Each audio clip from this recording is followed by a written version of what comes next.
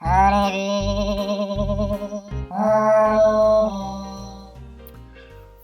here we go again.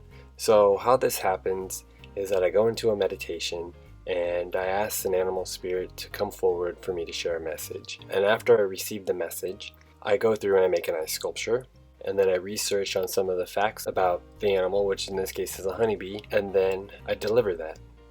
So we'll start off by a couple of the facts about honeybees, so then we can get an idea of like how the animal operates in this world, and then we'll go in and then I can share the messages that I've received. Alright, so a few cool facts about bees is that one honeybee can visit up to 2,000 flowers in one day, and then their wings, they beat at 200 times a second. I mean, with all that working, you'd think they'd be whistling, right? But instead they just hum.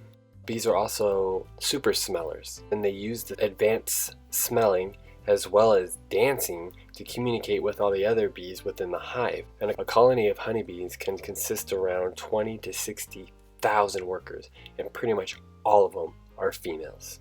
The average worker bee lifespan is around 5 to 6 weeks, and within that lifespan they can make up around 1/12 of a teaspoon of honey. Honey is the only food that includes all substance necessary to sustain life, which are enzymes, vitamins, minerals, and water. So if honeybees make honey, right, what kind of bees make milk? Oh wait, I know, they're boobies. So the queen bee can live up to 5 years long, and they can lay up to 2,500 eggs a day, being the most productive in the summer. Now when the queen bee dies, right, the workers, they feed the bee larvae royal jelly, which then will turn that larvae into the next queen bee. So a queen bee can store up to 15 different sperms and hold them for her whole lifetime. And then she only uses the sperm to fertilize the eggs. All fertilized eggs will be female. Any unfertilized eggs will be the male, which are called drones. So the only purpose that a drone serves in a colony is only to mate. They do absolutely nothing else. And after they mate, they die. What a life.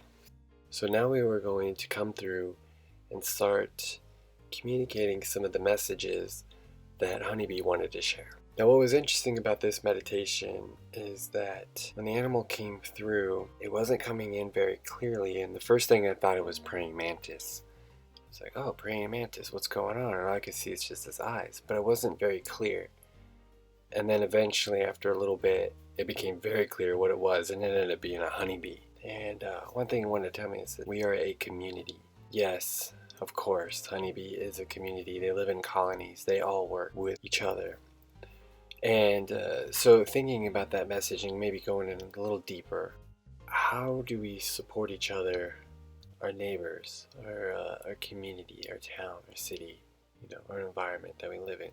Because we live in a world with a lot of easy access shipping and box stores, and that convenience, it almost creates a detachment from community. It's not supporting the small guys within the community that are just like you in a way. They're just trying to get by, trying to do the things that get by and provide a service.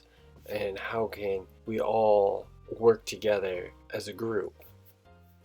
In a sense, there's also micro communities too, like your neighborhood. Do you know your neighbors?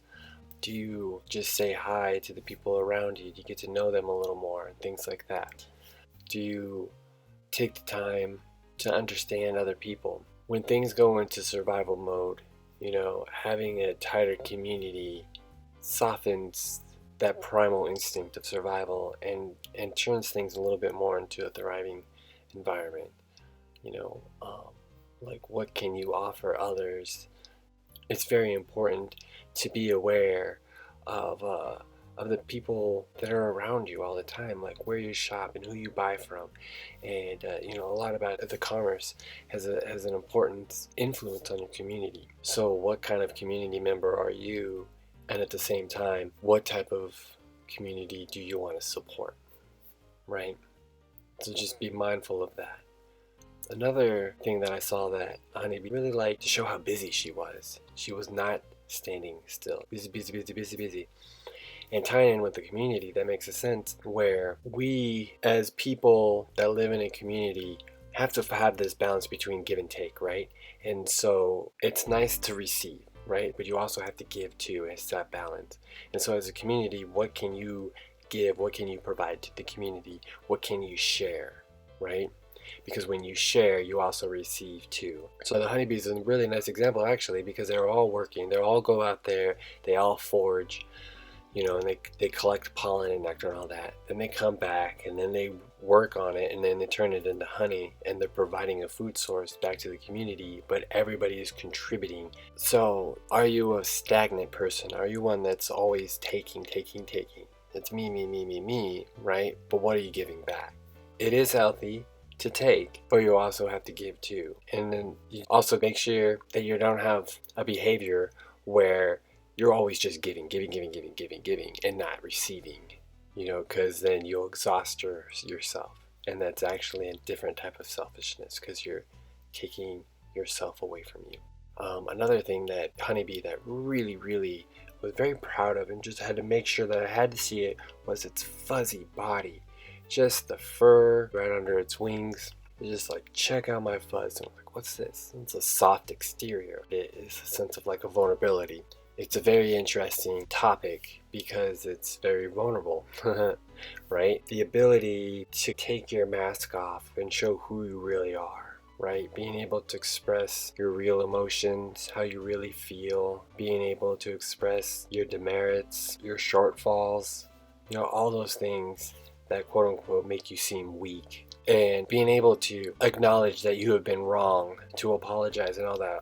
There's a perception that the vulnerability makes you weak, makes the wolves out there to get you. But being vulnerable actually makes you strong, creates a sense of compassion. It brings people together because it shows that there are flaws in you and everybody knows that they have flaws because you are your own worst critic, right?